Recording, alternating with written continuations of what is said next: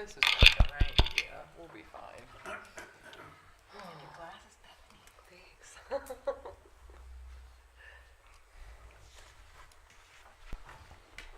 That was the only mini card in there.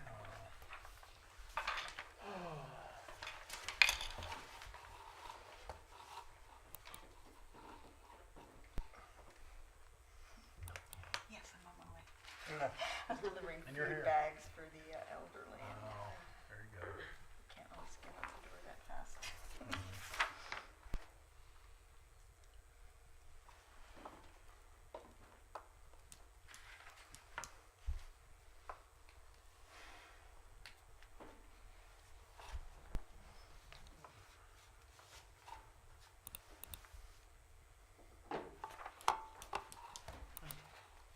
There you go.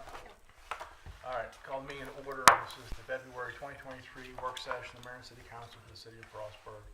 Roll call when ready. Commissioner Donnie Carter, Here. Commissioner Nina Forsythe, Here. Commissioner Kevin Grove, Here. Commissioner Adam Ritchie, Here. and Mayor Robert Flanagan. Here. Okay. Due to not having a January regular meeting, this agenda is heavy, so I apologize for it in advance.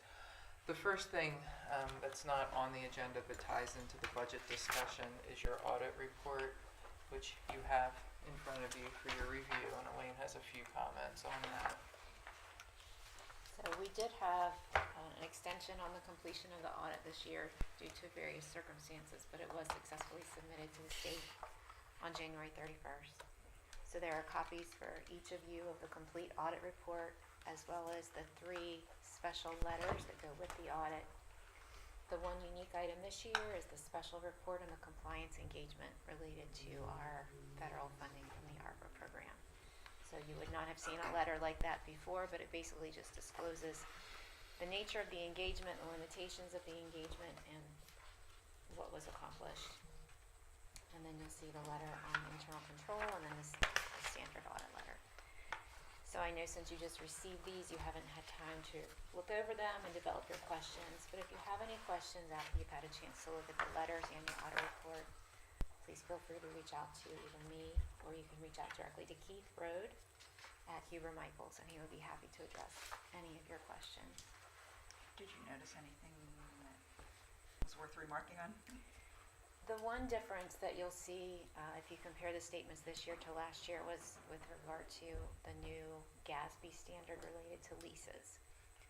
So in the past, whenever we made lease payments on items such as our vehicle fleet through enterprise, it was strictly looked at as an operating expense. You would see, a fleet lease expense subtraction. Under this new GASB standard, all of those items that are leased, we have to recognize as a right-of-use asset. So you'll see listed as an asset, similar to when we would purchase a plow truck or something. These right-of-use assets. Related to that, you have to recognize the liability, the obligation that you have for the term of the lease. So you see both a non-current asset and a non-current liability. On the flip side, for where the city is the lessor, so the Bureau of Mines, Senior Center, we have a lease receivable, recognizing the income that's going to be coming in to us, rather than just saying, okay, we have rental income as an operating revenue of the current year. So again, that's something that you'll see as a difference. It created a new liability and a new asset. It didn't change anything about the way the city has been operating. It's just an accounting mechanism. So, and that is disclosed both on the statements, and you'll see it in the complete note disclosures in the back.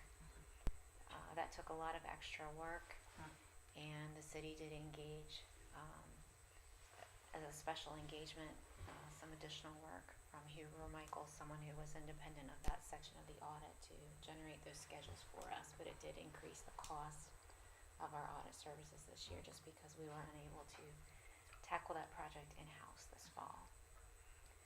But as far as our engagement with the auditors, there was nothing unusual. And everything with the ARPA money, Lydia did a lot of work to get things ready to make sure we had all our documentation in place in coordination with Hayden, doing a lot of justifications for expenses, but there were no findings in that regard. There was one audit finding that the city had to provide a response to, but you'll see that addressed in the letter. So overall, it was a successful audit, and although delayed, it is completed, and we look ahead, to the next one. Very good. It's a lot of work, I know. Thank you. Thanks. Okay, so getting into budget discussions. Here's your, the normal budget preparation schedule that you're looking at reviewing, but I put together a presentation to just kind of frame the budget discussion today. Most of the departments have put their requests together for incorporation in a draft budget next month. So that has started. Oh, this is weird, sorry. So this month we're just beginning discussions, talking about priorities of the city, of yours.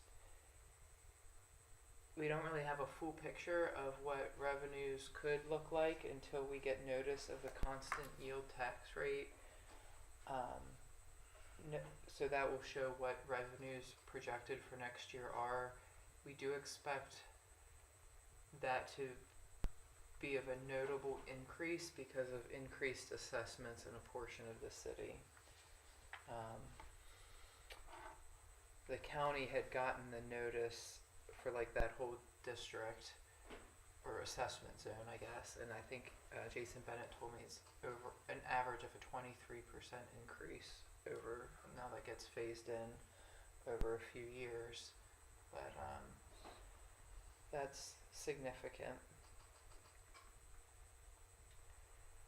In March we'll review a draft budget for your consideration. It'll be very draft. Look at tax rate based on that constant yield tax notice, and start discussing utility rates. And at the council meeting, there'll just be a presentation about the budget as normal. In April, Elaine will present a balanced budget for your consideration, and then we'll continue to look at rates for taxes, water, and sewer, and garbage. And then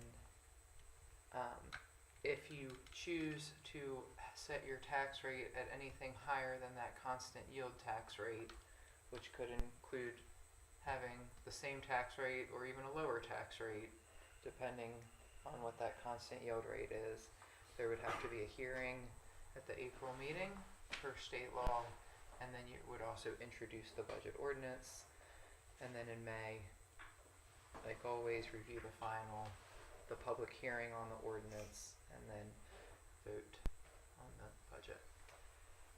Running concurrently to this is the utility rate study.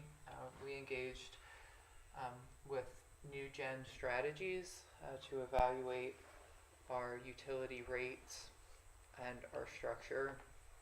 And Elaine and Trevor and I had a meeting with them at the beginning of this week, where they are in the process is getting all of our existing costs, our current projects, our planned projects, our planned upgrades, and then just expected increases and things beyond our control or within the city's control. And they've projected future expenses, future revenues on the water fund, the water surcharge fund, sewer, and the CSO fund surcharge. And like anything with inflation and the cost of everything going up, when you're paying people and buying materials out of those water operating and sewer operating, the costs are going to go up.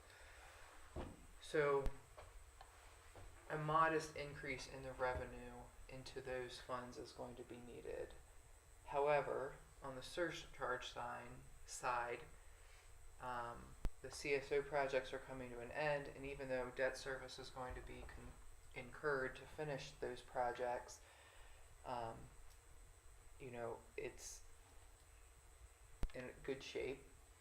And then on the water side, almost all of the long-term debt will be paid off by the end of this decade. So we don't need an increase in the surcharge. So where we are now is provide suggestions on rate structures for us.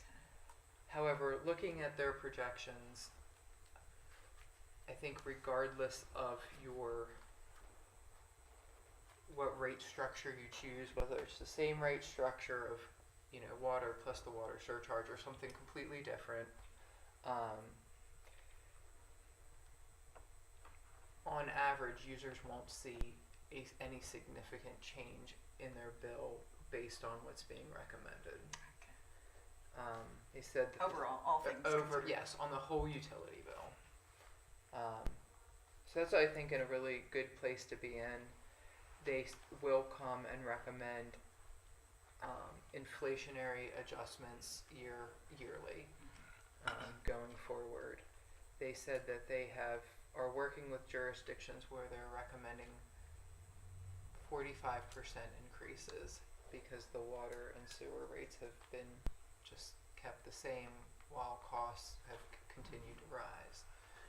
So that's kind of where we are. I think we're in a good place for it to happen. One thing that we're going to need to revisit probably in April as well is many years ago the mayor and council passed a resolution regarding fund balances, and for all of the funds the recommendation was, or target was 33 to 50%. However, like water for Piney Dam, it makes sense, it potentially makes sense to have larger reserves for these accounts where there's going to be infrastructure needs in the future, not just covering your operational expenses. And those tend to be pretty high dollar. But it gets into a lot of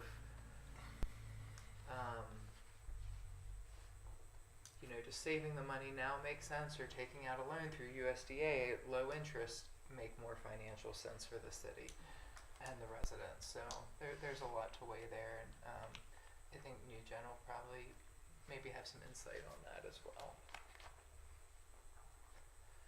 So that's the timeline. Is there any questions on that? So some of the things that staff are thinking about and would ask you to think about as we look at the budget is obviously the inflation costs, and then with the budget, the availability of things is affecting what budget year things fall in. So last year we ordered an excavator, but it falls in this fiscal year because it didn't ship until this fiscal year, and things like that. So a lot of things it's hard to tell. Equipment costs going up, cost of living everything's going up. Allegheny County salary study, I know you all are aware of that. I have asked the county administrator for a copy of that. They're still finalizing the document. So once it's finalized, I will have that. And I think that will be useful in discussing salaries further with you. But in general, I think it recommended between a 6 or 8 and 13% increase for every county employee. So with the police department, looking at LEOPS and, you know, every other law enforcement agency in Allegheny County has LEOPS, and I'll talk about that more later, but just, you know, making sure that we stay competitive to have police officers want to work at the city of Frostburg and continue to work at the city of Frostburg. Just that people willing to work, that seems to, finding people for some of the vacant positions that we have seems to be a challenge too right now, whether it's City Hall, the street department, or the police department. It's everywhere. But on the positive side is the assessments in terms of revenue. The positive side is assessments are going up. So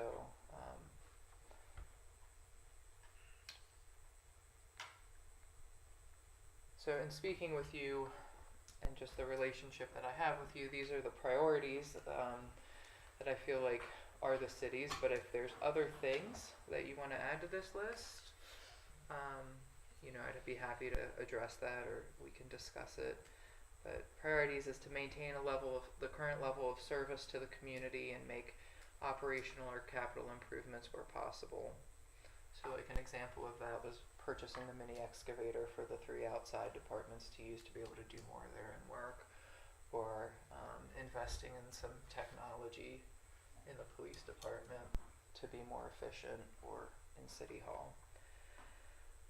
Safe drinking water, reliable sanitation, good streets and sidewalks, retaining a professional and capable staff while minimizing turnover, and making sure that we're paying equitably in terms of pay and benefits within our region. A positive organizational culture where your employees take pride in their work, safe and efficient work environments, and then fiscal responsibility year over year, and then adequate reserves.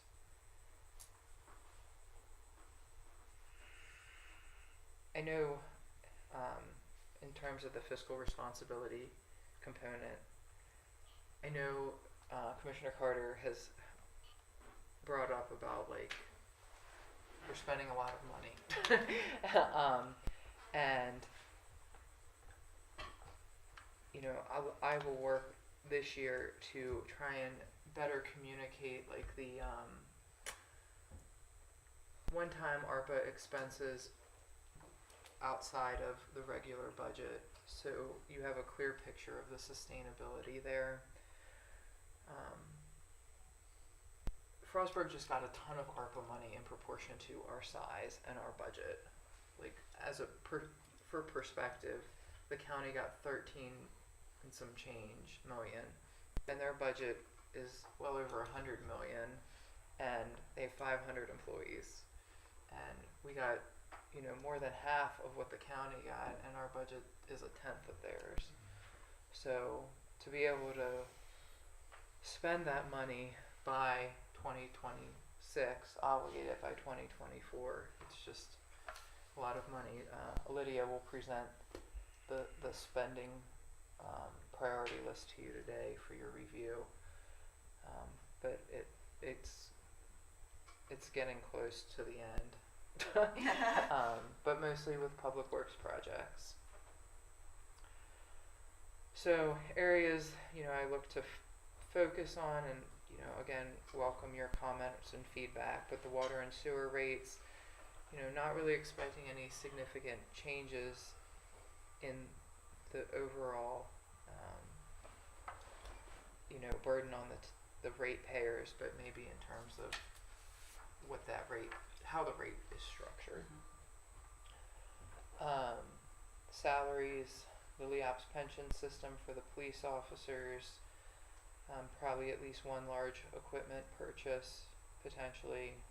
We have a few aging plow trucks in the street department. Continuing the ARPA projects, moving forward with the CSO projects, which Hayden will talk to you about, and then getting in the better habit of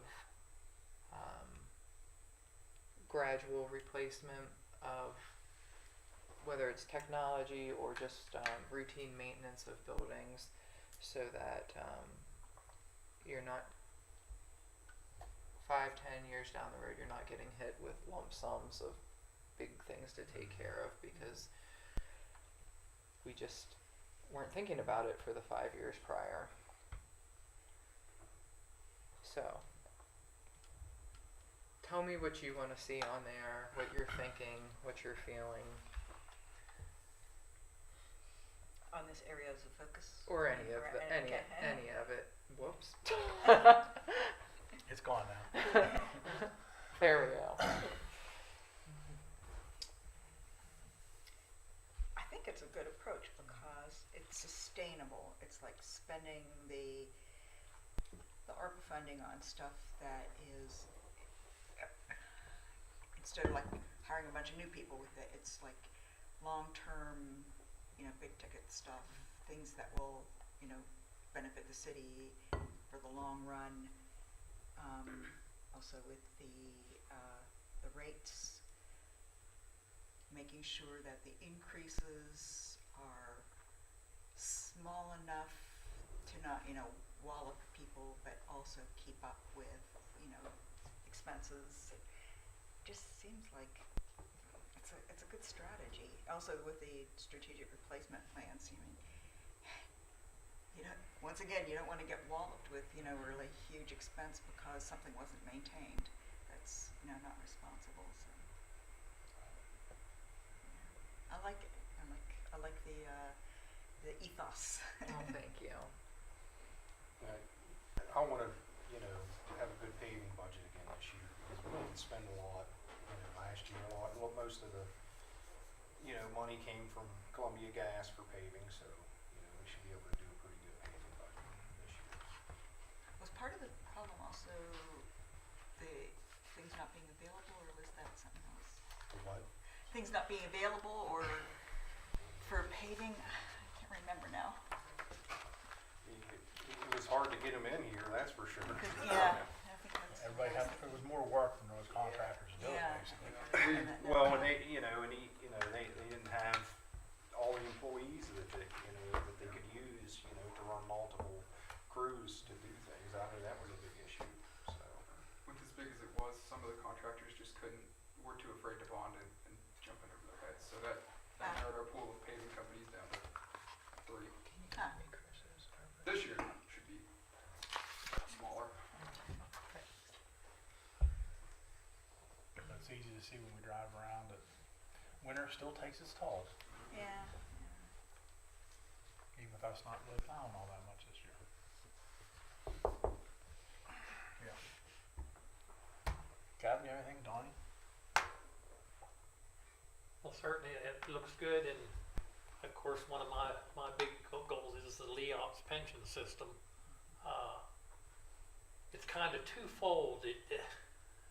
I'd like to say it would guarantee we would always have a full staff, but I also think that we have to look at the employees that are loyal and have been here for years, and there's something to be said about that they need taken care of too.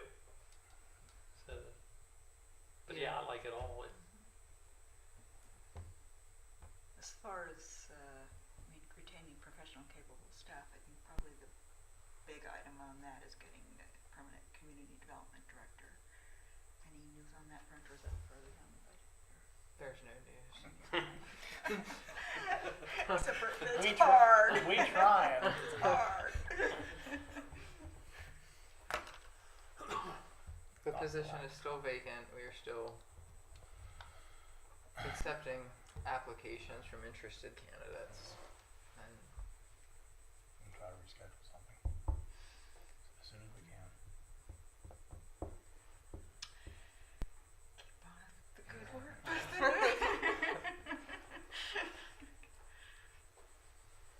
okay, if everyone is okay with that, we'll move on to budget amendments for the current fiscal year. Normally these are done in December. We didn't get them to you in December, so now we're looking at February because we didn't have a normal meeting in January. So I'll go to account detail. Is that how you want me to do it, Elaine? That's fine. Okay. Yes. So at this point in the year, we're mainly trying to address items that we know have already exceeded the budget for various reasons. Sometimes things were emergencies, sometimes it was just a difference in the ARPA priorities and timing, and sometimes it's operational items. So we don't get into the nitpicky cleaning up every account. We'll do that at the end of the year. For example, we usually always experience some savings in our health insurance budget from underutilization of deductibles and things like that. We'll tackle those later. But we have tried to address some of the larger items as known through the end of January. So for the most part, you'll see kind of a redistribution of some expenses within the corporate fund. So there's a net change overall in the corporate fund of revenues and expenses of $527,000. So of the big ticket items in the corporate fund, for example, as an ARPA project, we budgeted $150,000 to do the comprehensive plan. That isn't going to be accomplished before June 30. So you'll see that has come out of the community development, budget, and that will be planned for the future. For the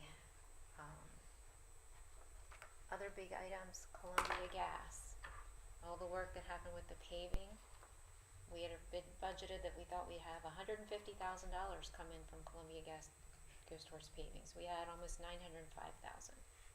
That's a big change. So you see the revenue as an increase in the project reimbursements in the corporate fund. You also see an increase in the paving expense within the street department budget.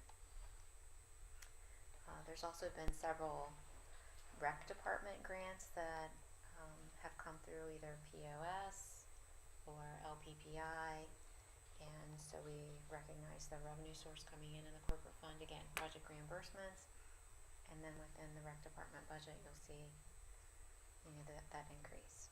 Another item is the Mechanic Street property acquisitions. So we knew that was going to be planned in the works, although the exact sourcing of the revenue has still been worked out to some degree. At this point, we're showing it as a budget amendment where we'll be using proceeds from fund balance, to take care of some of those acquisition costs. In addition to, we utilized the remainder of the CDA money that was not needed for this building. We actually got that in our bank account this week, just over $214,000. So those are some of the items that you'll see within the corporate fund. You also recognize that we have a budget amendment to account for the bonuses that you approved in December. That shows up in the administration budget. We had some additional expenses using hotel motel revenue. It's paid out of the tourism line item when we had the Up TV special in December, and so that's an unusual expense. You see that reflected also as a budget amendment. So that's the big part of the corporate fund. Again, some of it is showing up in capital outlay. As far as ARPA projects, we'll be looking at funding parking lot design, child care center design. We also had the acquisition of the one property on Bowery Street. That's all incorporated in capital outlay. Within the water fund, the only amendment that we're proposing at this time is to cover the cost of the roof for the water department. That'd be $45,000. And then within the sewer fund at this point, we have some amendments looking related to the RK&K contract for the smoke testing, GIS mapping. That was not in our original budget. And within the garbage fund, we purchased a truck.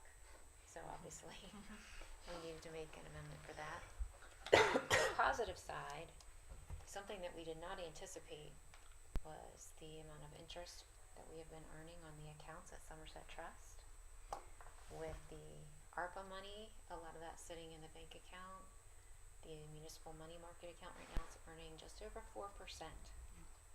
So that's a significant source of income. What we've been doing is allocating that interest between the funds based on the respective cash balances at the end of the month. So this is something very unusual that I don't anticipate to go on, in perpetuity. But for this fiscal year, it's definitely an advantage. We're budgeting in the corporate fund, I believe, about $360,000 of interest in the corporate fund. And you'll see amounts reflected in the other funds as well. So that's helping to offset some of the unexpected expenses. But overall, the amendments increase the city budget by just over $1 million. We're able to account for most of that within using reserves. We do have an increase in use of fund balance in the corporate fund, again of $254,000. We would also see a need for using fund balance in the garbage fund. We will have a very cleaned up version that would be part of an ordinance next week if you're agreeable to the amendments. But the spreadsheet we have today just kind of goes account by account, shows where we were as of the end of January, what we expect through the end of the year. And again, more amendments would be needed in June to clean things up for the rest of the year. Very good. Okay. Thank you, Lynn.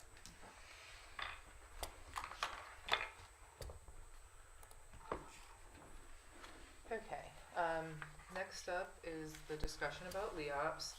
I have I printed out a couple copies of the valuation report provided by the actuary. If it makes sense to anyone, congratulations.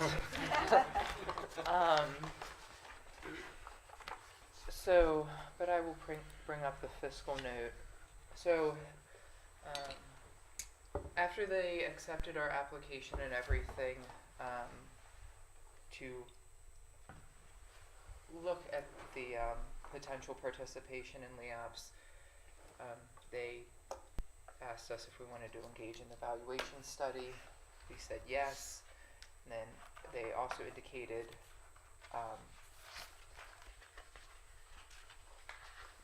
we would need to have state legislation passed for Frostburg's officers to participate in LEOPS.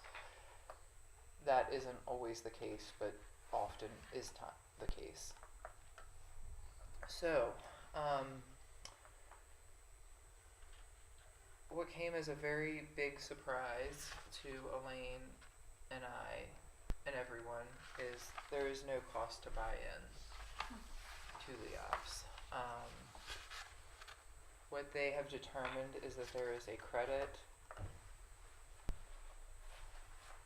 of $381,852 for the city to enroll in LEOPS. State retirement is supposed to be getting me a layman's term explanation why, just to fulfill my own curiosity. Because, you're moving people from a retirement system where the city contributes less, and it takes longer for them to retire, to a system where everyone has to contribute more and you retire sooner. And for example, if Sergeant Mulaney wanted to retire, he could retire with 25 years of service like this fall from LEOPS, should we enroll with full benefit. He's told me he's not going to do that. No intentions at this point. So, so what that credit means is it is amortized over the next 25 years. So the city would get a credit of $31,138 per year off of the new invoice from state retirement. So the difference between what we currently contribute towards retirement, they estimate in the fiscal note they're estimating in the fiscal note that our new liability to enroll in LEOPS would be $161,000 minus that credit takes it down to $130,000. Because of overtime and us not being fully staffed right now, a more realistic number is probably 200,000, 170 to 200,000. If we had 15 full-time staff, we only have 12 right now. The ideal number used to be 17, but we're striving for 15 at this point. And so the difference in the contribution rates plus the overtime officers are paid, that salary budget number is somewhere right below $1 million, and it's about a 20% difference between the two contribution rates if you deduct the 457 contribution as well. So about a $200,000 difference total, like if we were fully staffed with 15 officers. So there's a process should you want to enroll. It would be helpful to have some consensus tonight so that you could potentially, so I could communicate that to state retirement. We don't have to have consensus today. We could wait till after the constant yield tax rate comes out. But you will have to pass a resolution that is drafted by State Retirement Agency's legal department. So it would be good for them to be able to start working on that. And then in addition, the employees have to elect to participate, petition to participate, or I can do a vote either way. But the 12 officers that we currently have would have to indicate their willingness to participate. And then May would be a busy time of doing the paperwork to enroll should you decide to proceed. It is, I think, more affordable, especially with that credit, than any of us anticipated. We knew with the contribution, but that $30,000 credit is significant, and then the lack of the buy-in, any buy-in cost is also significant. So it would be my recommendation to move forward, but if there's any concerns or questions, I'd be happy to address them or find out an answer. I do have a question. It says, therefore, the City of Frostburg's annual employer contribution initially increases by $161,397 each year. Until when? Well, there's a story behind this fiscal note that's caused Helene and I a lot of grief.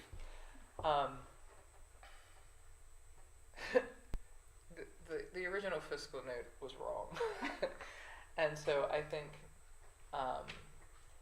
so again, this isn't the final valuation. The original fiscal note, they were adding the $31,000 as like an additional payment to buy in, but that was wrong. It should be deducted. So there's like, it's not written as cleanly as it could be, I think, because of the quick editing that took place between yesterday and today. But we won't receive the final valuation until after July 1, until everyone is actually enrolled in the system. Because we're not making any significant staffing changes, we don't anticipate any significant changes until what the actuary comes back with to say this is your actual payment. So that's written poorly. Is it a draft bill? It's a bill. It's been introduced. Kevin and Nick were down testifying in the Senate. The House hearing, as of yesterday, hadn't been scheduled yet. So it'll still need to undergo amendments. This is just the fiscal note. This isn't the actual bill. The okay. bill. So it says analysis. Okay, yes. So that's a different part. That's not that. Yeah. Okay. So this is like just the explanation behind it. The bill was pretty straightforward. So we currently pay 8.8, well, it's not 8.89, it's 9.04 something. Approximately. It varies year to year. Okay, we pay around 9% currently per employee into the pension. By transferring to LEOPS, it'll go to 36.9. Right. So you're looking at 37% difference, and then minus, not a 37, a 27% difference, and then minus the 5% we currently contribute to the 457. That gets you down to a 22% increase based on gross wages. The 457 plan right now, the city's contribution is based on their base salary. Does not include shift differential, grants, overtime. The state retirement contribution will be based on everything that we pay Every dollar. to them, every dollar. So It's not a it's not Perfect. exactly clean, you know, Yeah, because this. balancing, Yeah. but, and Because you can't estimate what that's gonna be necessarily for So- individual. yes, and as Elizabeth pointed out, it depends on staffing levels. And the employees have to contribute more as well. In the current system, every employee contributes 2% per pay, and their contribution would go to 7%. Well, that guarantees them a good retirement if they're retiring early, so makes sense.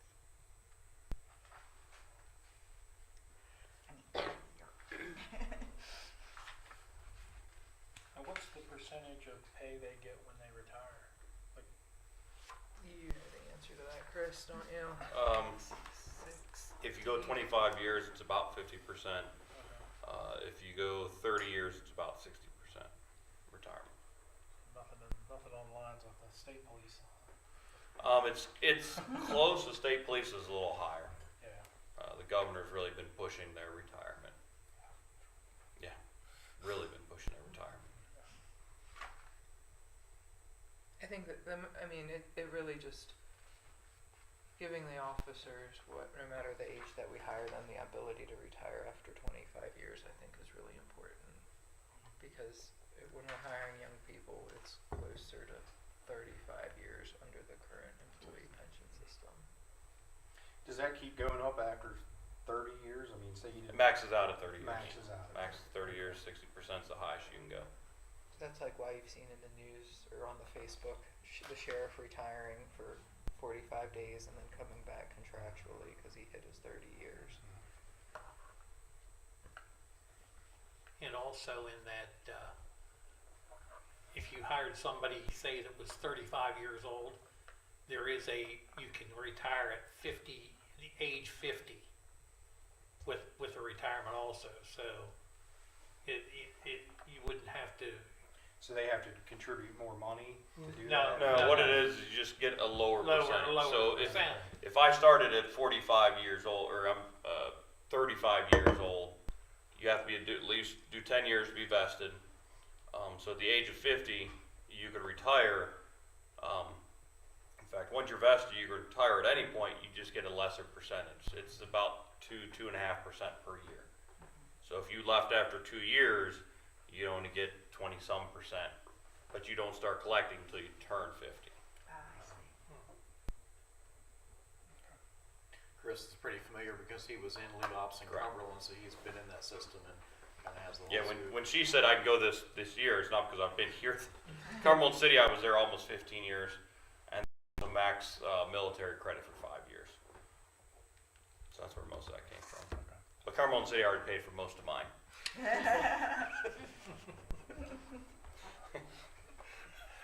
So you're cheap to keep, is that what you're saying? Pretty much. Yes, sir. We made sure they knew that when they did that actuarial study. Good man. They don't. So the person I've been working with at state retirement told me that normally they do the state legislation the year prior to an organization's enrollment, which seems Stupid. difficult to me. Like, how do you how do you, they don't want you to change state law if you're not gonna move forward with it, but how do you know? Chicken and the egg, I suppose. Yeah. So anyway, she hasn't done one concurrently in a while, so she needs to find out when you would need to pass the resolution, whether it would be as early as March or wait till the governor has signed the bill. So, which would maybe push you into April or maybe even a special meeting in late April. Okay. So, any questions? No, I was really surprised. 'Cause I think we were all of the opinion that if we were looking at like 7 figures, there's little high 6s or something on this. So I'm glad to have this information because it proves a lot wrong.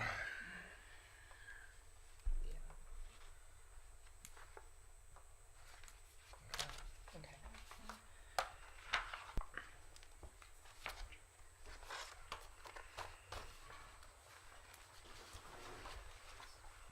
Okay, ARPA. So we've come to you with a new list that Lydia has printed out for you. But do you want to do that or talk about the individual projects first? The individual. Okay. So there's a couple projects. I probably don't even have them all listed that we need to. I know I don't have them all listed. But there's some that you've approved, some that we need approval for, some that we'd like you to consider. So earlier we discussed about maintaining systematic replacement of equipment, and there's 2 things in the police department that are all of the same age and are old and need replacing. So the first is the tasers and the second is the computers within the cruisers. So I'll let Sergeant Mulaney talk about those. I have the taser quote up first. Yeah, real short, sweet, and simple. The tasers, most of ours are between 6 to 10 years old. They are, lack of a better term, there are little microchips inside. Taser, consider them so obsolete, they don't give up firmware updates, nothing along them lines. We've had 2 major issues with them, with 2 tasers here recently within the last 6 months. One of them went off for no reason. A couple of them, you're supposed to test every day at your duty cycle, and when you flip the switch, turn on, either they turn on or they're turned on slow or they come up error codes. So that's definitely an officer safety issue to the supreme. For people that don't know what the taser is, that's a less lethal use of force. So rather than shooting somebody or taking a baton to them, you can subdue them with the electronic device. So it's a big, huge officer safety version. We did get a couple from, I think, a grant from the Sheriff's Department. They donated some to us, but even those, to the point where those are even obsolete, and we have 2 generations behind some of them. So that's the big issue. We're looking at 15. The budget or the quote I have there is basically all encompassing for the next 5 years. That includes any training devices we need. That includes any real life uses of them. If we have to use a taser and use the cartridge, they will send us a replacement cartridge. And it also gives us 2 instructor spots also. So that way we don't have to keep on coming back and say, I need more of this, I need more of that. For the next 5 years, this covers everything for us for the tasers. What do we do with the old ones?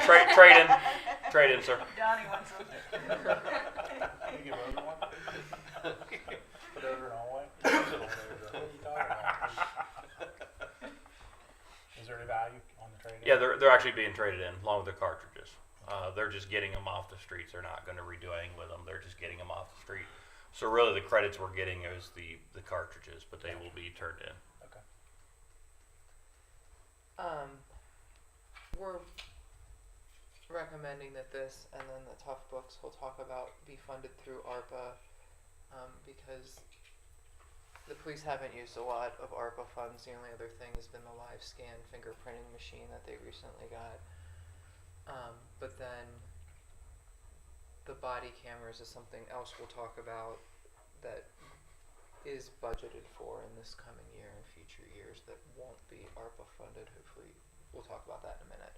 So, just these are a few ticket items.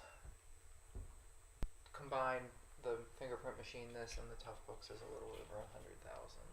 So, all right. Next one. Same thing. The in-car computers we're using are anywhere 6 to 8 to 10 years. Again, Microsoft doesn't even acknowledge half of them because of the updates. They're using, like, I think Windows 97, 98. You try to see if you can update to the newer version of Windows 10 and 11, it just kind of laughs at you.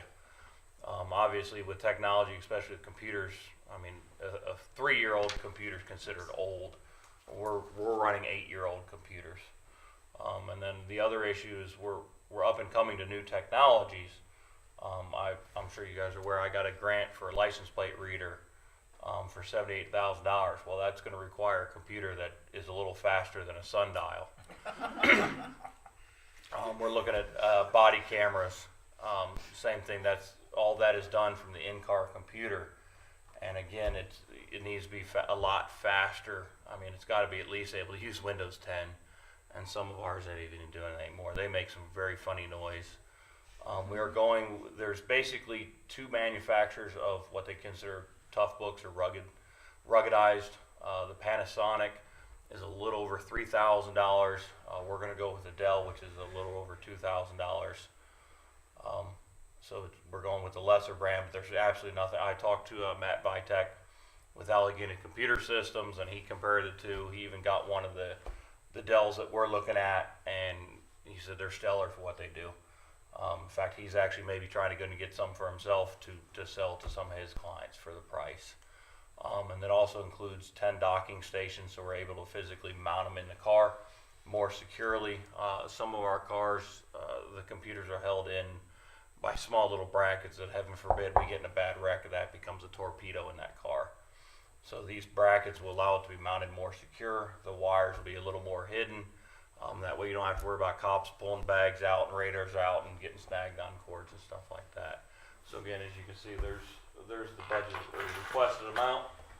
It's a little over $30,000 for the computers. The computers come with a 5-year warranty. Even Matt says it's no issues. If it's a minor fix, they will send you a replacement part. If it's something more involved, we just send it to them, they fix it, they send it back for 5 years. Any concerns with that?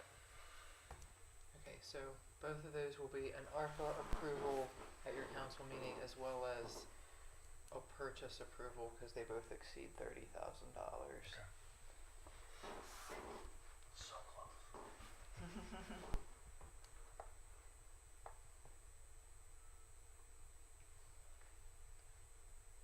Hayden wants to talk about his Centennial Street water line. Yeah.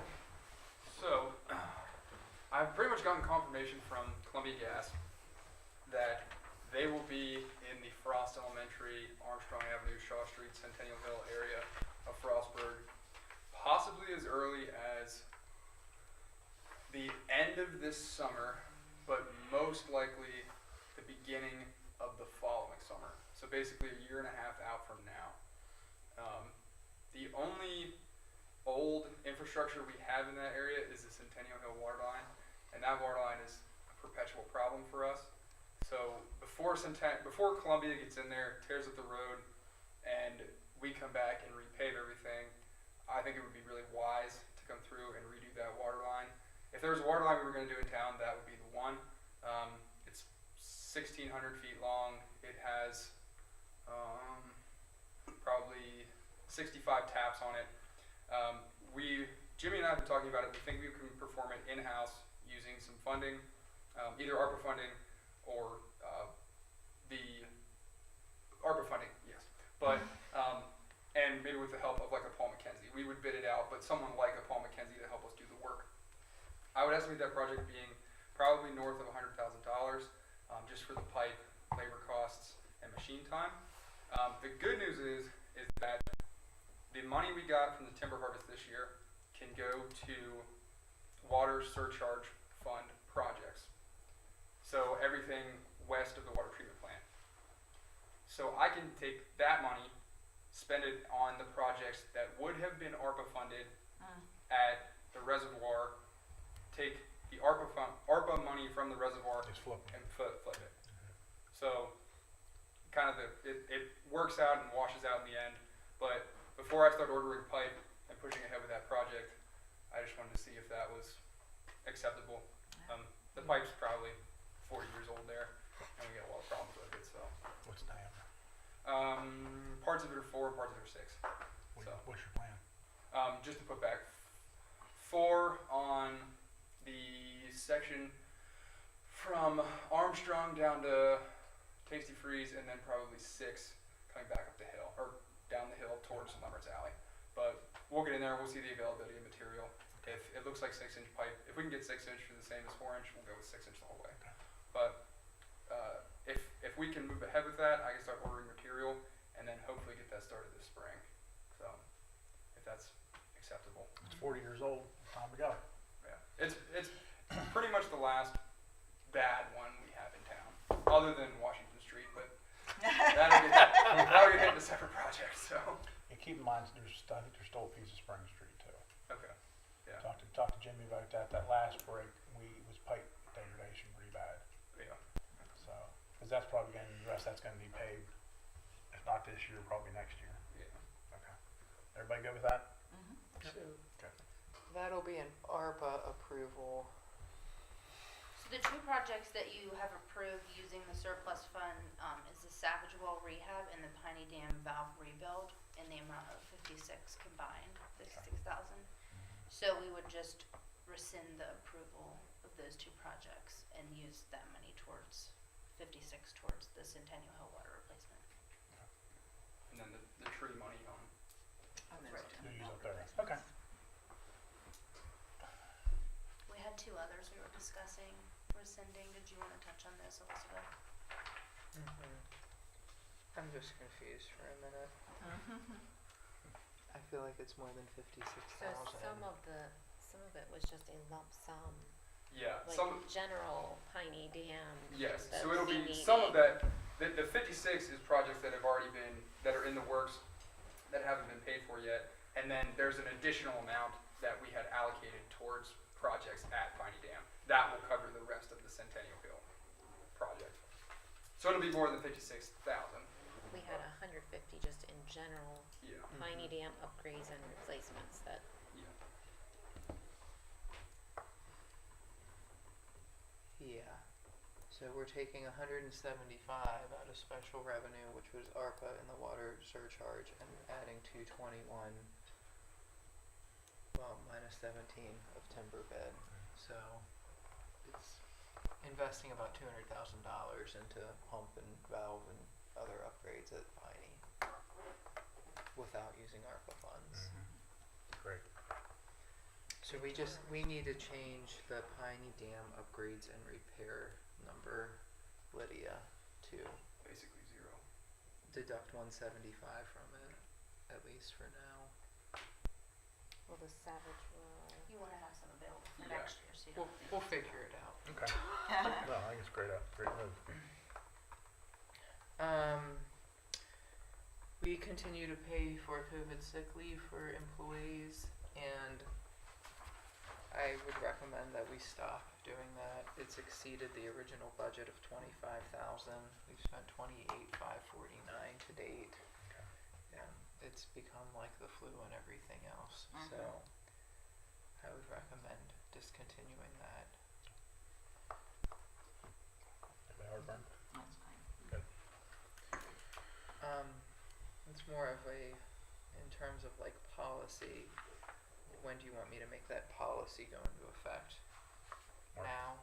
March 1st, now, whatever. Monday? Monday. Start a new pay period. New pay period. Next new pay period. Whatever, yeah. So this just goes back to the regular sick leave. If they don't Yeah. have it, they can't use it kind of thing.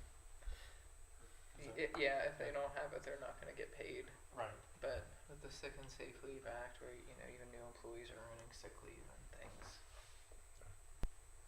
So I think we're Okay, past it. so that there's a lot happening. Sorry, ends Monday, and then the other one thing we had discussed was the rental housing relief program. Taylor had sent out a survey asking people how they've been impacted, and we really did not get a response that justified help. It was very few responses and not a lot of responses that indicated dire straits.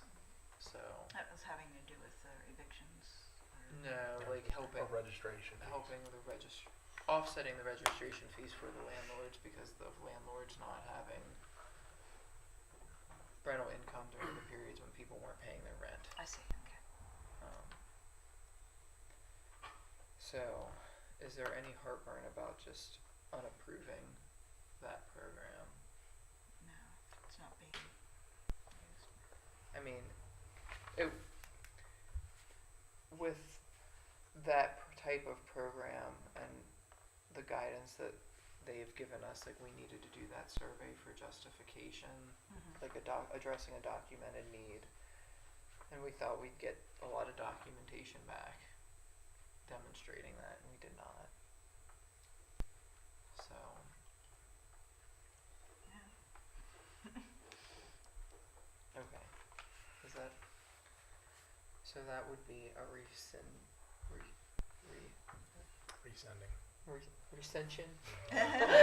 Another new list or the back attic. It's not resyndication, I can tell you that. We canceled it. Yes.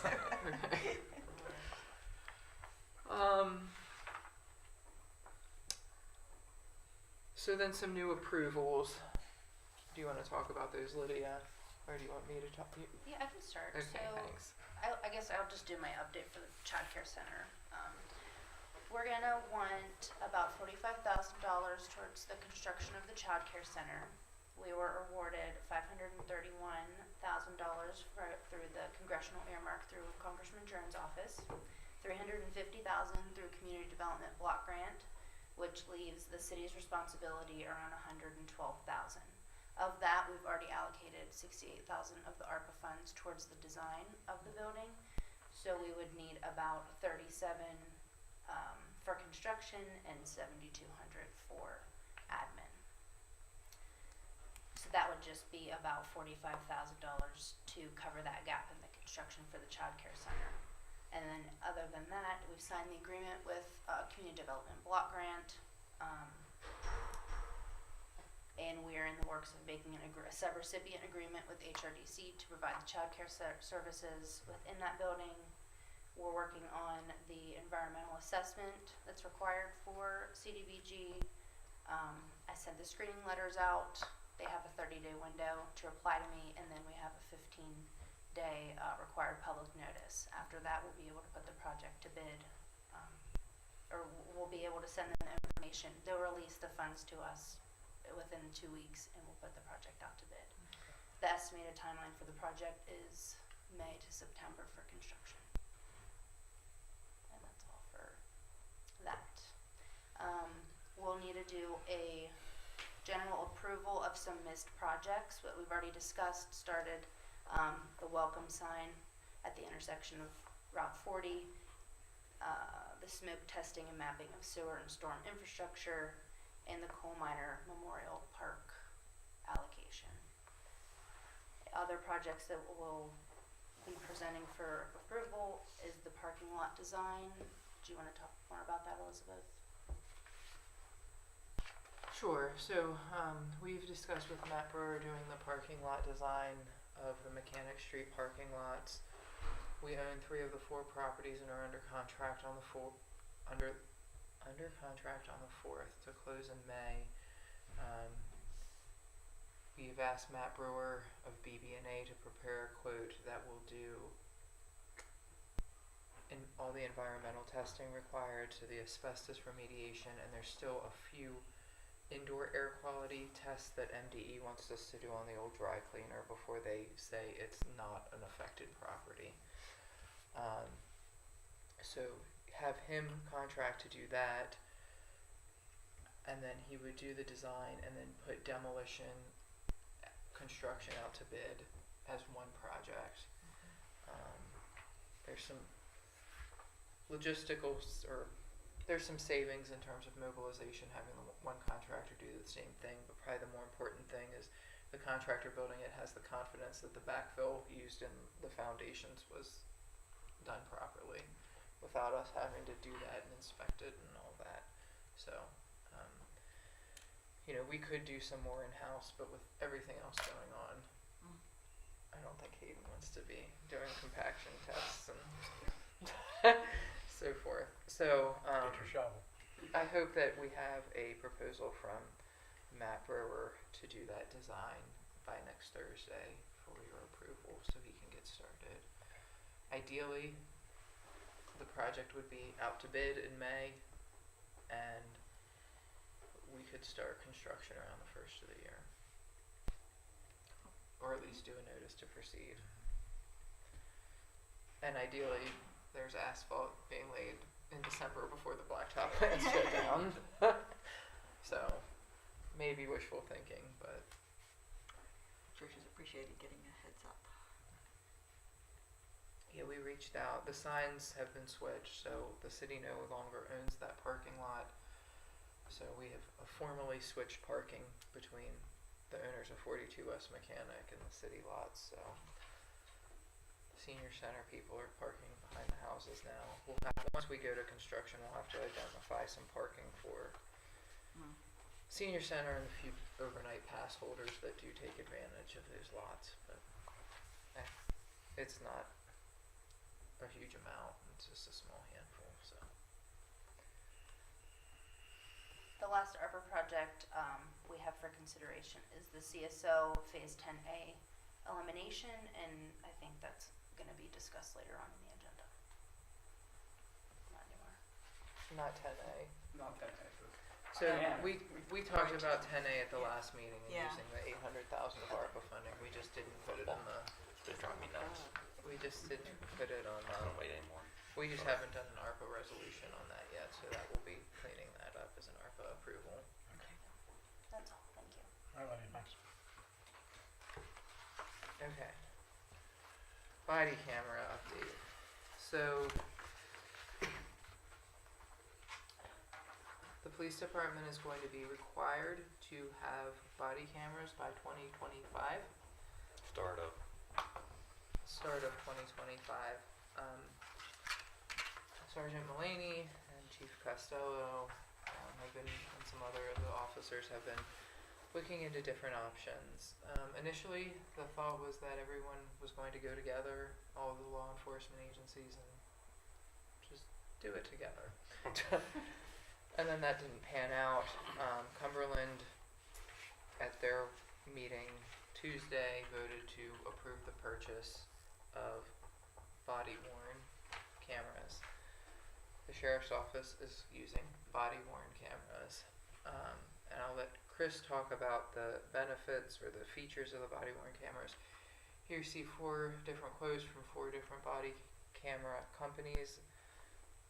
Body-worn is the most expensive. However, from a big concern that I had administratively was the services of public information requests for people, involved in a police incident that want their body camera footage that they are involved in, and then the redaction that goes into that. It would be a lot for us to take on,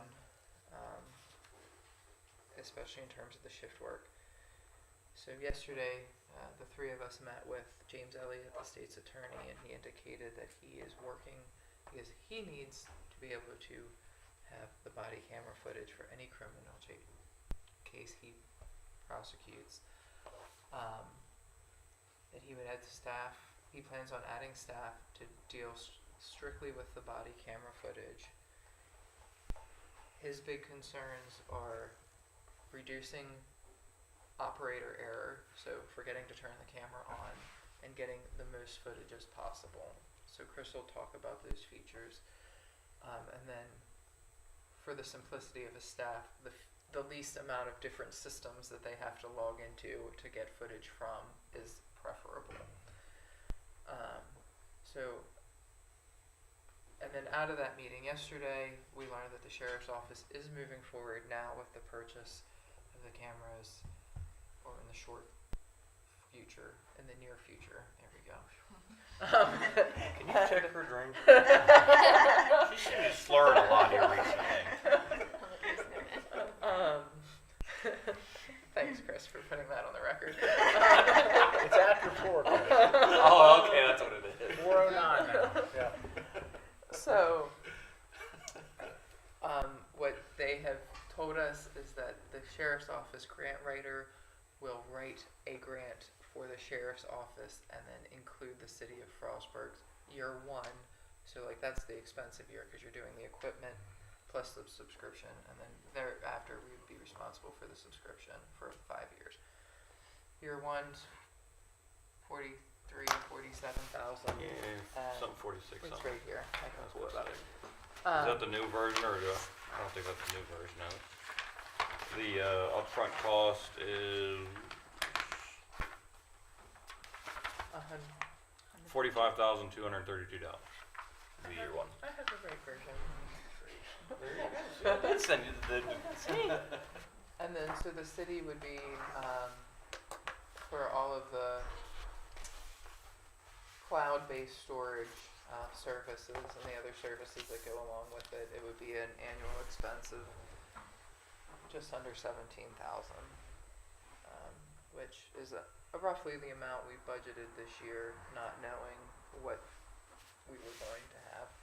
So Chris, if you want to talk about some of the features that make, it's the preferred solution. I did get, there are several body camera manufacturers out there. The big ones we've talked to, I've seen the videos for, they've come up, talked to all the agencies in the area. The one we're all leaning towards, all the agencies minus FSU, they're already integrated with their own intrinsic camera system, so they're kind of doing their own thing. But Allegheny County, the sheriff's department, us, and Cumberland City are looking at a company called Body Worn. They're what is considered kind of the Cadillac of body cameras. Their claim to fame is they take a lot of the officer error out of the equation. For example, per policy, anytime an officer gets dispatched to a domestic assault, it gets entered into the reporting system. Once that domestic assault IR gets generated, by GPS, it tells the camera that you need to turn on anytime you get within 30 feet of that address. It Automatically turns on. So the officer doesn't have to get out of the car in a hurry because he's hearing a lot of noise and have to go, okay, I got to turn it on. It automatically, by GPS, for these type of calls, will automatically turn on. Same thing, it also has it knows when you're in a pursuit, like running. Again, through the camera itself, it knows when you get in a foot pursuit. Again, it automatically turns on. So in a high stress situation where the officer's worrying about 20 different things, to include not getting shot, he doesn't have to touch the body camera, turn on. It's automatically. It also leaves a GPS bread trail of where the officer went. During the pursuit, if the bad guy throws something down, the officer can literally just tap the camera, it marks it, and can continue the pursuit. And then afterwards, you can pull down the camera system, upload it, it'll leave the bread trail, and everywhere you marked, it'll show you exactly the GPS coordinates, so you can go back to there and go within 6 feet is where I was at, and this is where the item was thrown. All kinds of stuff. Hopefully with the Sheriff's Department, Cumberland City, and us going to the system, you can also set up geofences. So if you have a big incident, let's say heaven forbid Mountain Ridge has a shooting, dispatch could set up a geofence, a geographic fence through GPS, that anybody in this camera system automatically turns on when they hit that system. Doesn't matter if the Sheriff's Department, Cumberland City, or us. Obviously, as long as the MOU is signed. As soon as they hit that area, it automatically turns on. So it's a phenomenal system.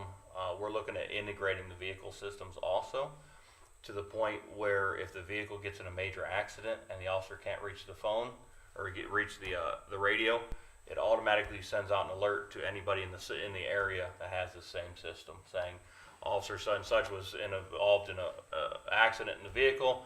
Here's the location, and it's all again back to the computers. They can either pull it up on their camera. The camera is basically a cell phone that does not have cell phone capabilities, but it has every other capability. So it will send all the officers in the area a text message saying, hey, Chief Castell was involved in an accident at Maple and Grant. So they know all at the same time. There's also a safety feature built into it that if the camera goes horizontal for an extended period, let's say 30 seconds, it'll get an audible tone to the officer saying, hey, what's going on? Are you dying? Are you dead or in a fight? And again, once that goes active for like 10 seconds, it automatically turns on the camera and again sends out alert to fellow officers in the area that, hey, for some reason this officer's camera's gone horizontal. Whether he's had a major accident, the manufacturer came up and he said it actually has saved, I don't remember, several lives where the officer had a heart attack and just literally just fell over and wasn't able to reach the radio, but the message was automatically sent out to include the officer's GPS location. This is where that officer is, and they were able to go and find him. But the biggest thing is they're trying to eliminate the officer errors.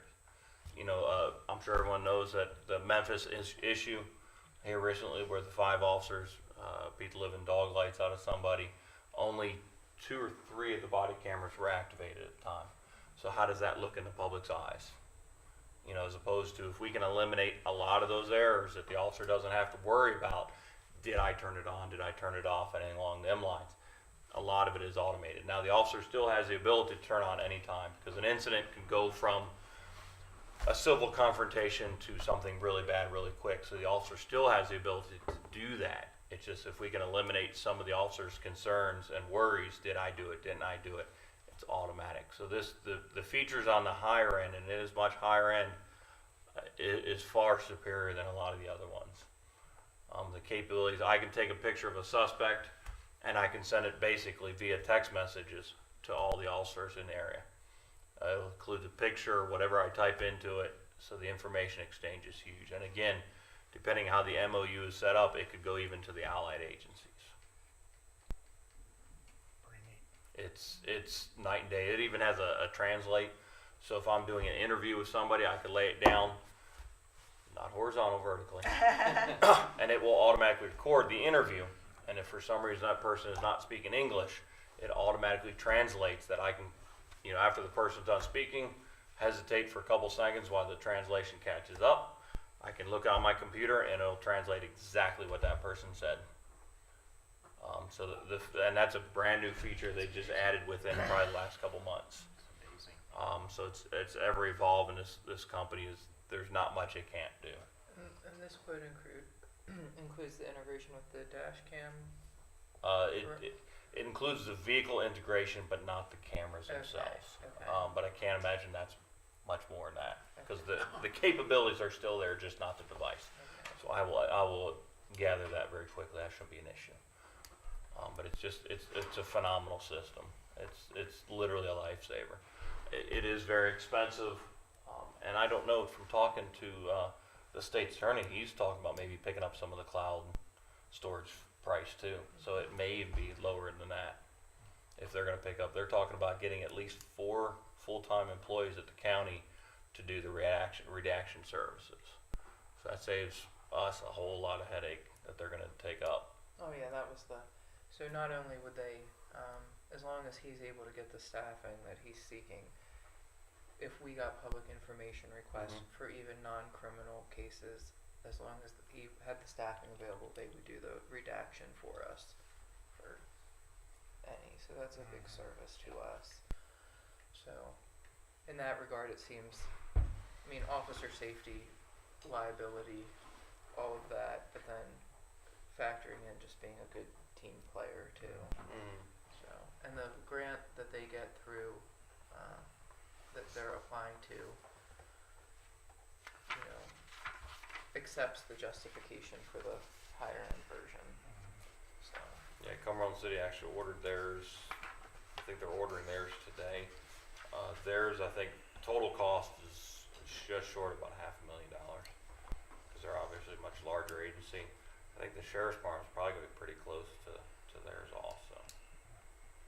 And we would expect Tanya, the county's grant writer, to have the grant ready and the cameras ordered within a month for Mr. Elliott. So we're on a good timetable. And just so you know, we've done our diligence when this all came about and everyone was moving forward with cameras. We established a countywide body camera committee with Cumberland City, the sheriff's office, and us. So as you know, from today, if you didn't know already, Sergeant Mulaney is our tech and IT man among his many other outstanding talents, but he loves this stuff and he's stellar at it. So he was our designee for the body camera committee. They looked at, they had demonstrations from many different vendors. It started with Motorola, I think, before the committee was really officially formed, then Axon, then Intrinsic, which is what FSU uses. So we've certainly done our diligence, and you've had experienced officers like Chris and from Cumberland City and the other agencies look at all of these, and they all think this is the way to go. And it is helpful, again, to the state's attorney to be on the same page, to have one system from most of the departments in Allegheny County. And there were real administrative concerns early on how to store the data. And that's been resolved through these companies. This has evolved very fast since some of the police reform stuff, which makes it easier for us. These companies will store the data for us by cloud-based services. Some of these companies have redaction software that they'll give us, because otherwise we would have had to basically sit and redact anything we were requested. And if you go back 5 or 7 years, basically we're obligated to give the state's attorney any video of a criminal arrest, whether it's really needed or requested or not. They just have to disclose that. So FSU, for example, has fewer arrests, so every time they had one, they would burn them onto CDs and run them down to Cumberland and run back. I mean, you could have half a day or more tied up in that. They may have 20 or 25 arrests a year. We have about 170, maybe as high as 200. So if you have 2, 3, or 4 cameras on each of those incidents, that's a lot of time. And this modern technology has eliminated a lot of that. So because of that too, that's partly why it helps the prosecutor to have one system to learn and work with too. We don't have the CD-ROMs and stuff to transport anymore, but still it's easier to work Especially if with. they're going to pick up the bill for it. Yeah. That's a lot of legwork to be doing. Yeah. To go through every video, not just the redaction of the people, license plates, evidence, Yeah. all that they're willing to do and pick up the price tag for that. Good, very I good. think it's the way to go. That's what we would like to do. Anyone have questions? Good, Chris, thank you. okay, thank you.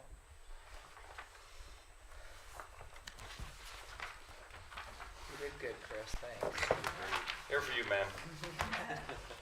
All right, change orders. We need to do some retroactive change orders because Hayden's just been really excited. Okay. The first one, the biggest one, is from CSO Phase 9B. So the project is done, wrapped up, but we did have a change order for kind of some odds and ends. It was for one water line we had to do. The water line was a part of the project. However, it initially was to just replace a few valves and tie that water line in. We could not get any of the valves to hold no matter what we did. So to replace that water line, we ended up just having to put a new one right next to it. That's the cost for that water line. That's the cost for the change order. We're pushing it through MDE right now in the hopes that the costs for it will be absorbed under different line items in the CSO budget. If not, it'll just go under the CSO, and now it escapes my mind, contingency fund. So it won't be us paying out of pocket, so to speak. It'll just be money that's already in the CSO budget. But because it's a change order, it has to be presented to mayor and council. So if there are any questions on that one, I That can. one's 67,677. Correct. And it's not like it's money coming out of our pocket. It's just money that was already budgeted in the CSO project. But if there are any questions, I can elaborate. If not, I would just ask for approval on that one. That'll be, we'll just do one big resolution, Hayden, next week. Cool. The next one, the street department roof. There are Yeah. two. Hold on. Oh, Do you have change order 3 for Phase 9B, the one that's in the city's favor, for $1,200. Yes. Basically the same thing. More stuff that's already in the CSO budget, but because we had to make a slight change, it has to be approved. Same CSO stuff. Okay. So, That one's in your favor, though. yeah. Yeah, the CSO ones are easy.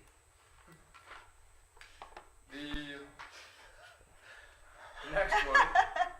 So, street department roof, there are two. One is minimal. It's around $1,200. And is it 2,800. 2,800, sorry. That was just a roof drain. We ended up adding a drain into the roof after the fact just to handle some of the water. We had to make that change on the fly, but I would ask for an approval of that change order.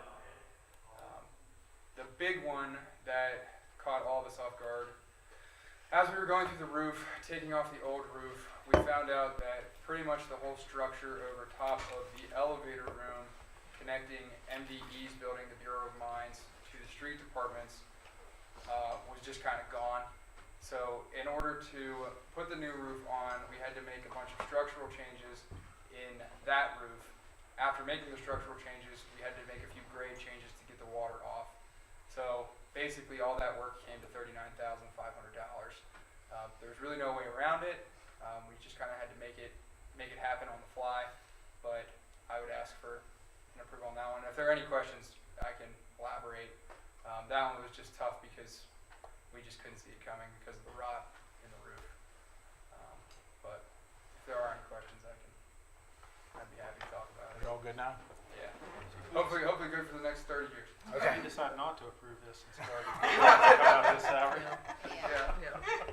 Lesson learned the hard way. Yeah. On the back of his hat says, just do it. I've seen it someplace before too. I can't remember where. Now this last one. This is on the chlorine tank job.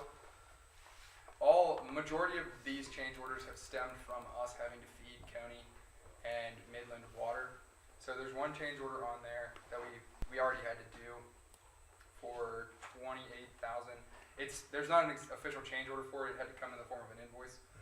But the big one I want to ask about today that we have not done any of this work yet, but we're thinking we're going to have to.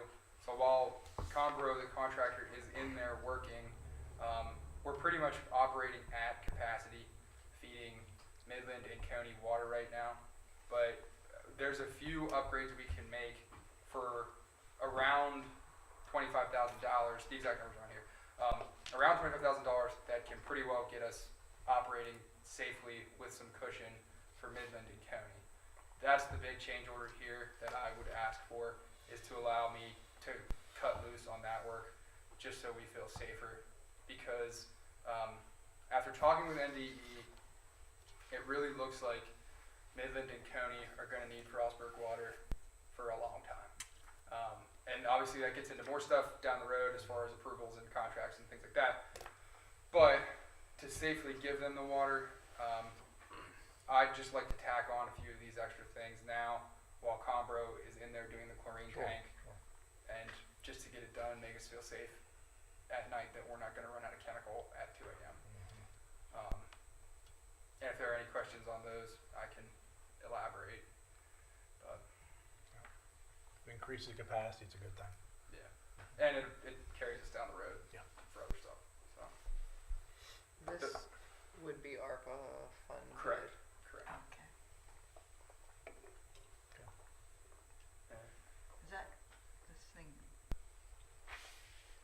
Yeah, some of them are ad alternates. Those are pie in the sky things down at the bottom of the Okay. list. Don't worry about those. Okay. We're never Just gonna write get there. Fine. Yeah, and some of those line items like item 1, item 3, there's ad alternates in there because we're scoping out what will work best. We have some tanks on hand that we think will work, but we have to test them before we can. If we test the tanks and they work, that keeps costs down. If we test the tanks and they don't work, we have to get a different tank. So that's what some of the ad alternates are in there. And as I get the final details on that, I'll obviously bring it to you for approval. If we didn't include it in ARPA, because it's helping provide capacity for the county, would that fall into our recalculation of the county water rate next year? It would. Cause we had said if we're using ARPA, we wouldn't. Correct. So should we Use think about that whether we use ARPA implication, funds whether or we not. use ARPA, or That's true. could we investigate that a little bit more before Mhm. next week? Yeah. Yep. Yeah, that makes sense. Yeah, If it we does. have the cash on hand in the water fund. I think we just need to study that. Okay. Cool. That would be the only reason not to use ARPA.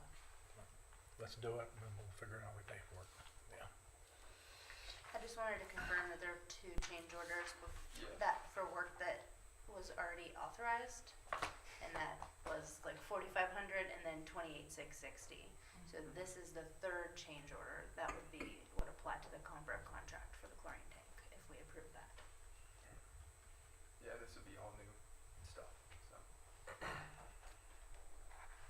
If there are any questions, elaborate. Your job is never boring, is it? Not for a while. Getting calls at 2 a.m. saying we're out of chemical. You don't wanna add that to Tony and your- Midland are filling their tanks, so we got one of those about a week ago. So. Oh, man. But we're moving ahead. So we're the white knight coming in and Yeah, right? saving them water, keeping them from drinking out of the creek.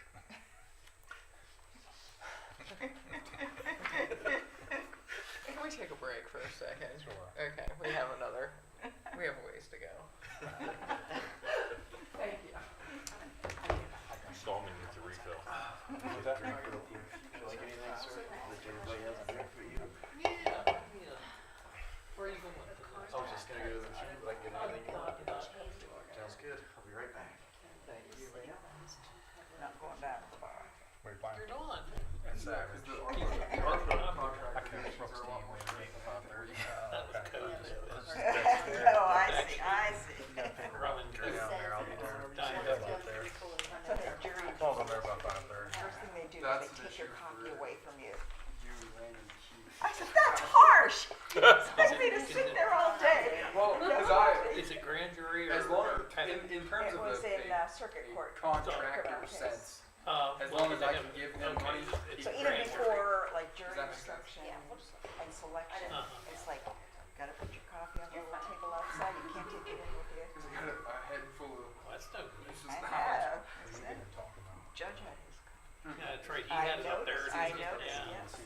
Yeah. Well, you just need to get one of them little pouches Yeah. with a straw.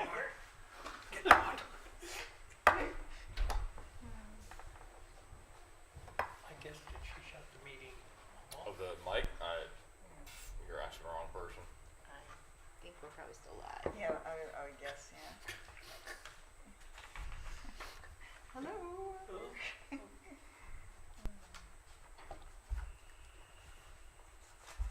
Adam, on the green team, we were talking about a whole bunch of different things. One of them was about recycling, and we talked about this before too, about the best way to go about it, especially when we were under the gun for the landfill. So I contacted Bird Myers, and you probably already know this, but our Frostburg recycling goes up to Altoona and on Hagerstown. And it's a hand storage facility up there, but they're building a new facility, like an automated facility. It's gonna take a couple months still, or 3. But they said, would you be interested in touring that facility once it's up and running? Because I will then include you on that communication, whenever. They said to contact them, so when I do that, then I contact them. So kind of interesting to see how they do it in the city. So, yeah, $160 per quarter. And it's not, We start at 1 o'clock a next lot of time. stuff. Yeah, I told somebody today, I'm never skipping a meeting again. This is too much. I know there's some people who don't encumber them, so I've seen them just dump this stuff. Yeah. say So some of I'd the like to next see few some things, if first you don't go case, into so we very would much know detail, what nobody's that- gonna really, Yeah, absolutely. Yeah. Okay. Let me- yeah, Did you hear that Thanks, memo? Mel. Not a lot of detail. not a lot of detail. I mean, nothing looks like it's very, No, it's easier from here Yeah. on out. I promise. I hope at least. Okay. Everyone's here except for Chief Nick. And he'll be okay. All right. Engineering and design service contracts. As I mentioned earlier, we'll hope to have one for Matt Brewer for the Mechanic Street downtown parking lot project. Hayden, you want to talk about what you're working on with Ray? Yes. So, CSO projects, some good news and some okay news. It looks like PACE seemed to pay off for us. The phase 10A is moving ahead. That's the one we're going to close the gap with ARPA funds. That'll be ready to bid here fairly soon. It's almost 5 o'clock. Phase 10B, the one that we thought there was $1.798 million across the entire state in OSG grant funding for sewer projects. MDE have been telling us all along that we would be lucky to get, a 50th of that money. Here last week, they told us that we were getting all 1.798 million of that money. So, but there are some budget restrictions on that money in terms of timelines. Phase 10C, we're getting $558,666 worth of SRF grant and then also SRF loan. That one also has fairly strict timelines. So we're getting all this money, which is awesome, which I'm really happy about, but it has fairly strict timelines. So to make those timelines, I have to cut specs loose on doing the designs and pushing ahead and getting everything done. I'm meeting with specs on Monday to hash everything out, come up with some exact schedules, and get everything in line, and then he's going to give me a proposal for what that's going to cost. It's going to be expensive. We're still ironing out with MDE how we can use city cash as our match, if we can cover engineering costs with our city match or not, but I would estimate it'll be north of $200,000 just because of the size of the projects and the timing. Phase 10B by itself is going to be bigger than Phase 8 and Phase 9 combined, all the phases. So that's why design costs are going to be so high, but just to get everybody's mind wrapped around that, I'll hopefully have a CSO design proposal for seemingly the last bit of our CSO projects next week. Because once we finish these, we should have met all of MDE's standards. Now, obviously, we can do some projects like North Grand, Frost Avenue, etc., but this will really carry us into what we need to get done. But good news is we got a pile of grant money that we thought we were never going to we're get never again. gonna see, Yeah. right, So, perfect. Good job, Now, Hayden. that would push all these projects up. Yeah. yeah, So so it wouldn't be, they would happen quick.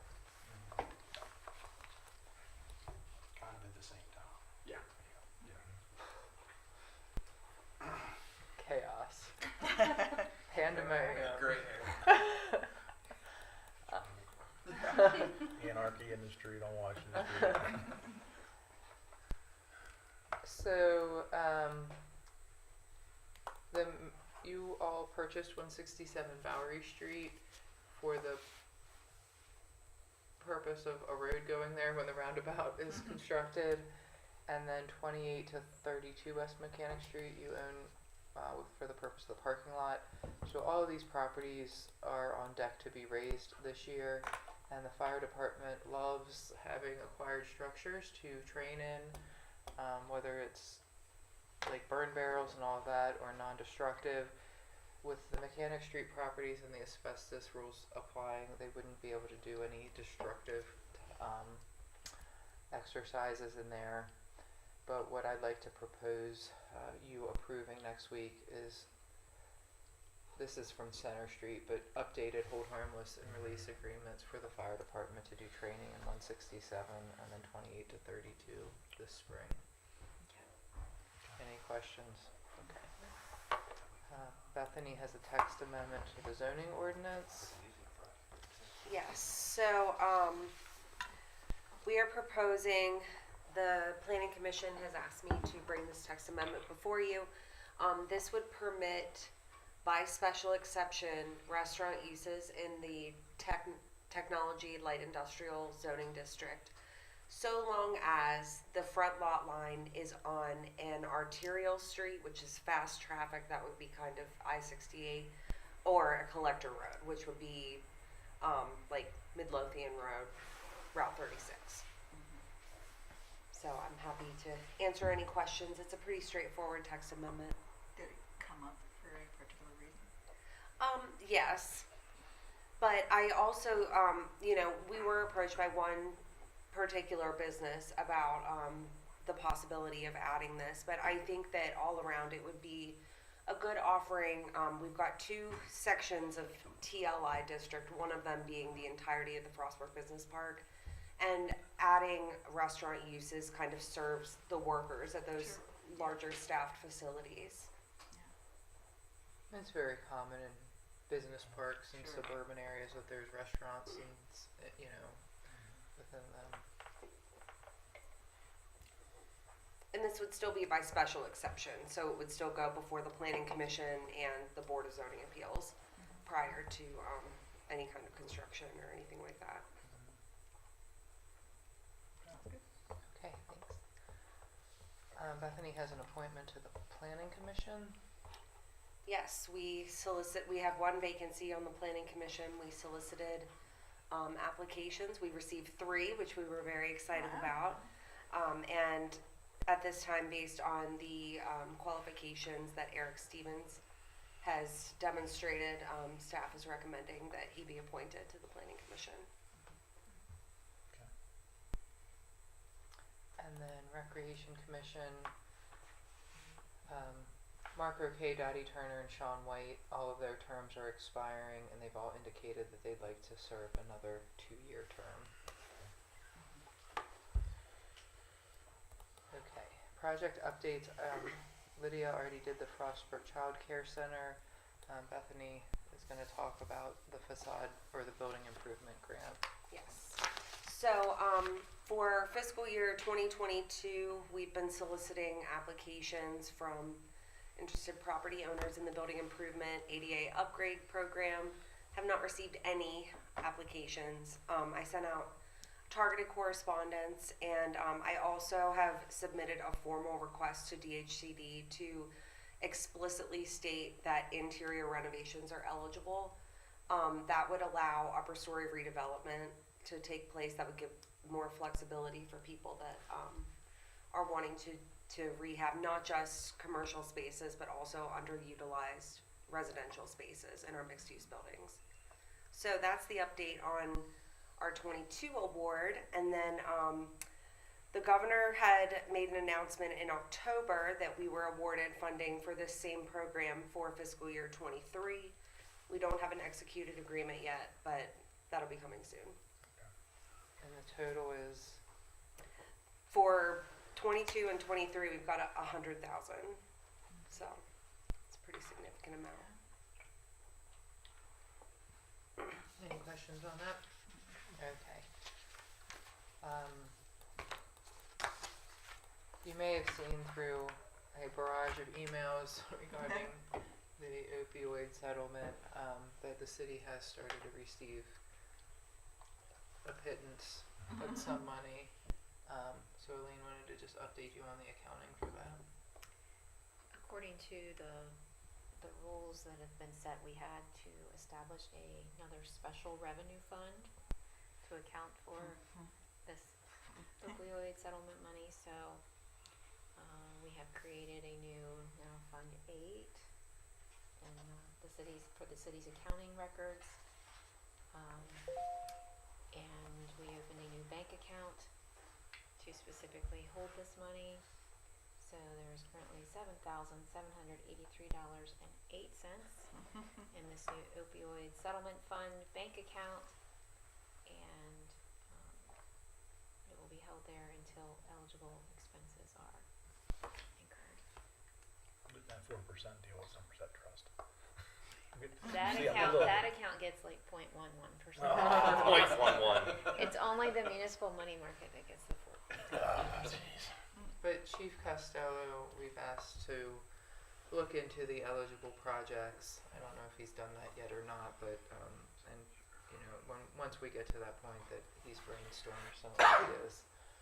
And as these settlements come in, more money will be added, and more money from each settlement will be added annually. So it will accumulate over time. I don't think anyone's getting excited over $7,000, but in a couple years, in your pocket, yeah. You give me money, I'll spend it like a champ. I have to get down into the weeds a little more. I think generally it has to be used for some type of opioid remediation. So certainly open ideas if anybody has suggestions, but you know, we can certainly find things on our end to work with that. Start. Okay, a few things just policy-wise that don't exist or haven't been updated in quite some time is the per diem, like travel, like how much you can spend on a meal when you travel. I would suggest drafting a policy, and we would ask in a resolution for you to approve a policy that refers to the current GSA rates based on zip code for, let me switch pages, that's the hotel. This is the meal incidentals per day.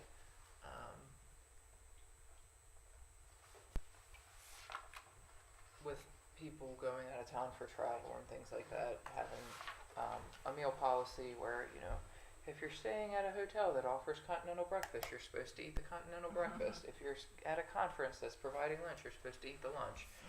But then, you know, you're allowed to spend X amount when you go out to dinner type thing. So I'd recommend those rates just so it continues to adjust as the economy does whatever it does. And then the mileage reimbursement, it hasn't been updated for 100 years since my time with the city, so at least 10 years. It's right now 30.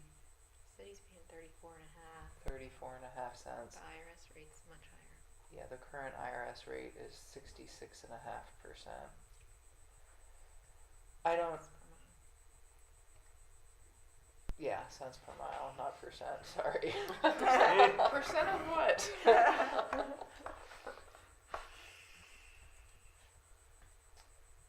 My mom sent my son a Valentine's thing that had the like a little stuffy with the candy hearts on it, and he ate one last night. He goes, "I hate these 100%." So, no conversation hearts for him. Okay, so I don't know. There's no like statute that we have to adhere to the 65.5 cents per mile, but I think 34.5 cents is not adequate. So up to your discretion. We've addressed our big mileage reimbursement concerns. Our prior public works director drove his own vehicle, and we reimbursed mileage. Our maintenance person in Parks and Rec used to drive their own vehicle, and he now has a vehicle. We're taking care of Hayden's vehicle. So the mileage is fairly limited. Right now it's a little higher because of more trips to Annapolis because of the legislative session, but when the police travel, they're taking police cars. When Bethany and Lydia are going to go to a grant conference, they're likely going to take the Jeep or whatever, like just depending on the circumstance. So travel's pretty limited with personal vehicles. So you just tell me what you want me to do there. That rate seemed reasonable to me. That's what if you want to go with If it's we- already written. If we just refer to the IRS rate, that just keeps up. Okay. Yeah, you don't have to reinvent the wheel then. Okay, very well. And then